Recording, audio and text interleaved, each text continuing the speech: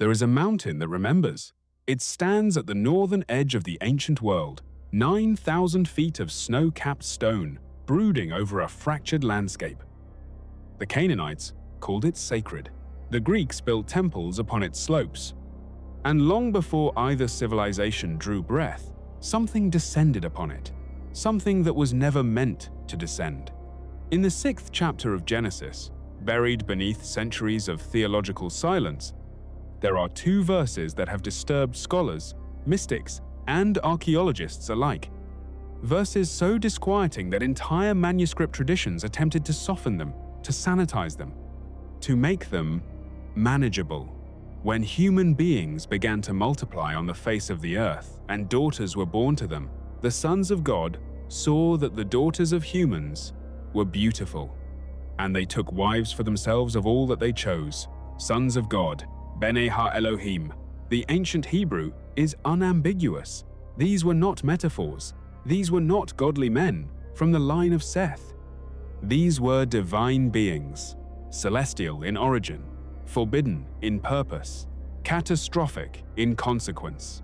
200 of them made a pact, a sworn covenant on the summit of Mount Hermon, whose very name derives from the Hebrew root hirim, meaning a thing devoted to destruction, a thing under a curse. They knew. They swore the oath anyway. What followed shattered the ancient world, and the record of their descent, preserved in the oldest surviving Hebrew manuscripts, confirmed in the caves of Qumran, and all but erased from modern consciousness, may be the most suppressed story in the history of human civilization. Welcome to Bible Secrets, Hidden History. Before we unlock these ancient archives, consider joining this community of seekers by subscribing. This history was buried for a reason. If you believe it deserves to be uncovered, a simple like helps this truth reach those who are searching for it. Now, let us begin the descent. The Book of Enoch is not a fringe text. It was revered by the earliest Jewish communities.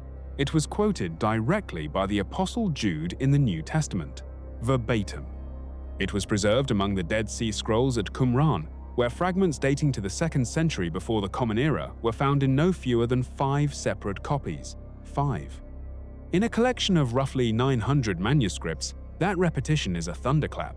Among the Qumran fragments catalogued as 4Q201 through 4Q202, scholars confirmed the Aramaic text of Enoch describing the Watchers, Irin, in Aramaic, meaning those who watch, the wakeful ones. These were not allegorical figures. The Qumran community, a deeply learned priestly sect, treated this account as sacred history. The text names their number precisely, 200. Their leader is identified without ambiguity, Shemihaza, sometimes rendered Semyaza, whose name in Hebrew means "my name has seen," or, in a darker reading, notorious name, a figure of terrible distinction. Shemyaza understood the gravity of what he proposed. He feared, should he alone descend, the others would abandon him to bear singular guilt, and so he demanded the oath. Each of the 200, each named, each ranked, swore upon Mount Hermon that they would act together, and they descended. The language in Enoch is deliberate. They did not drift. They did not fall by accident. They chose. And the mountain beneath their feet was already marked with the language of sacred destruction. What the Watchers brought to earth was not merely forbidden desire. It was knowledge. And knowledge, in the wrong hands, or given before its time, is its own form of apocalypse. The Book of Enoch provides a ledger. Each of the fallen Watchers carried a different gift. Shemihaza himself taught the casting of spells, the enchantments of roots. Azazel, perhaps the most notorious of the lieutenants, taught men to forge swords and shields, to make instruments of war. He taught women the adornment of beauty, cosmetics, jewelry, the darkened eye. Arakiel taught the signs of the earth. Shamsiel revealed the signs of the sun. Sariel, the course of the moon. The name Azazel appears not only in Enoch, but in the Torah itself. In the 16th chapter of Leviticus, on Yom Kippur, the Day of Atonement, One goat was sacrificed to God, the other was sent into the wilderness, to Azazel. The Hebrew is la Azazel, for Azazel. Jewish scholars have debated this name for 2 millennia. The Talmud Yoma treats it as a place, but earlier traditions, including the Second Temple writings recovered at Qumran, treat Azazel as a being, a fallen watcher to whom the sins of humanity were symbolically returned. The scapegoat was sent back to the source of corruption. The children born of the union between the watchers and human women grew into the Nephilim, a word derived from the Hebrew naphal, meaning to fall, the fallen ones. The giants of Genesis chapter 6 verse 4.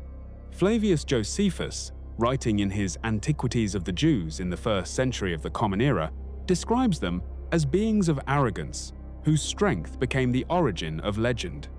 He traces the tradition carefully, noting that the Hebrew account aligned with what the Greeks called the Age of the Titans. This was not myth dressed in the language of history. This was history that later became myth. The earth, as Enoch describes it, became saturated with blood and injustice. The Nephilim consumed everything. Then they consumed each other, and finally, their devouring turned inward, a civilization collapsing under the weight of knowledge applied without wisdom and power wielded without mercy. There came a moment when the suffering of humanity reached a threshold. In the 10th chapter of the Book of Enoch, 4 archangels, Michael, Sarachael, Raphael, and Gabriel, are dispatched by the Ancient of Days after hearing what the text calls the great cry ascending from the earth. Not a prayer, not a petition, a cry, raw, inarticulate, cosmic in its anguish. The text of 1st Enoch, chapter 10, verse 4, records a direct divine order. Bind Azazel hand and foot, and cast him into the darkness. Make an opening in the desert, which is in Dudael, and cast him there. The word Dudael has been traced by scholars, including R.H. Charles in his seminal 1912 critical edition of Enoch, to a location in the Judean wilderness. Azazel is not destroyed. He is bound, sealed beneath the earth, beneath jagged rocks, in a darkness that awaits a final judgment. This binding motif reappears in the New Testament letter of Jude, in the 2nd epistle of Peter, and in the 12th chapter of Revelation. The thread is unbroken across 1,000 years of sacred text. Shemihaza and the remaining watchers are bound differently. Enoch records that they are made to witness the destruction of their offspring, forced to watch the Nephilim turn upon one another before being cast into the valleys of the earth, imprisoned until the day of the great judgment. Josephus, writing for a Roman audience that would recognize the parallel, noted that the tradition of imprisoned divine rebels was ancient and widespread. He is careful. He does not dismiss it. He records it as a seeker of history, not as a mythographer. The Great Flood, in this framework, is not merely a natural catastrophe or even a divine cleansing of human sin. It is the final instrument of a judgment against something far older and far more terrible than human corruption alone. It is the closing of a wound opened on the summit of a cursed mountain. The Watchers were bound. The Nephilim were destroyed. The waters receded. But not everything was cleansed. The Book of Enoch, in its 15th chapter, contains a passage that has unsettled readers across every century it has been encountered. The spirits of the Nephilim, the giant offspring of the fallen angels and mortal women, did not die with their bodies. They were left, as the text states, to wander the earth. And now, the giants, who were produced from spirits and flesh, shall be called evil spirits upon the earth. Evil spirits have proceeded from their bodies. This is the origin, in the most ancient surviving Hebrew tradition, of what later traditions would call demons, not fallen angels, not metaphysical abstractions, but the disembodied remnants of a hybrid race, neither fully celestial nor fully mortal, denied the peace of death, condemned to wander until judgment. Among the Dead Sea Scrolls, the Genesis Apocryphon, one of the original 7 scrolls discovered in cave, one at Qumran in 1947, expands the Genesis narrative to include the spiritual contamination that the Watchers introduced into the human bloodline. The scribe treats the corruption not merely as behavioral, but as ontological, a fracture in the nature of creation itself. The account informed how Second Temple Judaism understood evil, not as an abstract principle, but as a legacy with a name and a history. What Mount Hermon began, no flood could entirely end. There is a reason this history was buried, not by accident, not by the carelessness of centuries, by decision. When the canon of Scripture was formalized, debated by councils of men who understood, perhaps more clearly than we acknowledge, the destabilizing power of certain ancient records, the Book of Enoch was excluded. Jerome omitted it. Augustine was cautious with it. It vanished from Western Christianity for over 1,000 years, surviving only in the Ethiopian Orthodox canon and in the caves of the Judean desert. When James Bruce brought a complete manuscript from Ethiopia to Europe in 1773, scholars read it with the particular unease of those who recognized something they were not meant to find. What this ancient record demands of the serious seeker is not a choice between faith and inquiry. It demands both, held in tension. It asks whether the modern understanding of the biblical world, sanitized, systematized, made comfortable for institutional religion, has excised the very dimensions of ancient belief that gave it its terrible gravity. The Watchers were not a legend invented to explain human wickedness. They were, in the understanding of those who preserved this record at the cost of significant personal and communal commitment, a historical account of a boundary crossed, a divine decree violated, a covenant made in shadow on a mountain whose name meant the cursed thing, and the consequences, the corruption of knowledge, the corruption of bloodlines, the flooding of the world, the wandering spirits left behind. These echo forward through every tradition that has inherited even a fragment of this ancient archive. Mount Hermon still stands. The oath sworn upon it has not been fully adjudicated.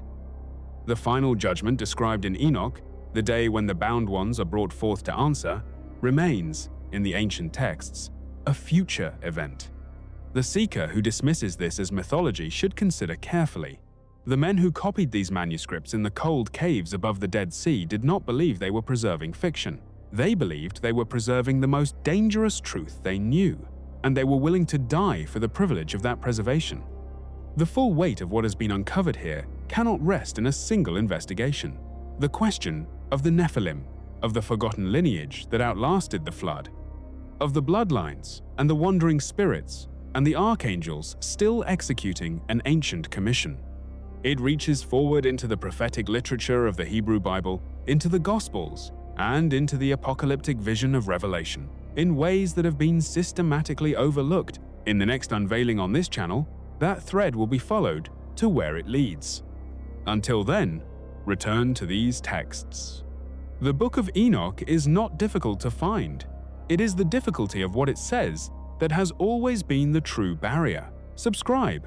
Share this with a seeker who is ready. The archives are vast, and most of them have never been opened.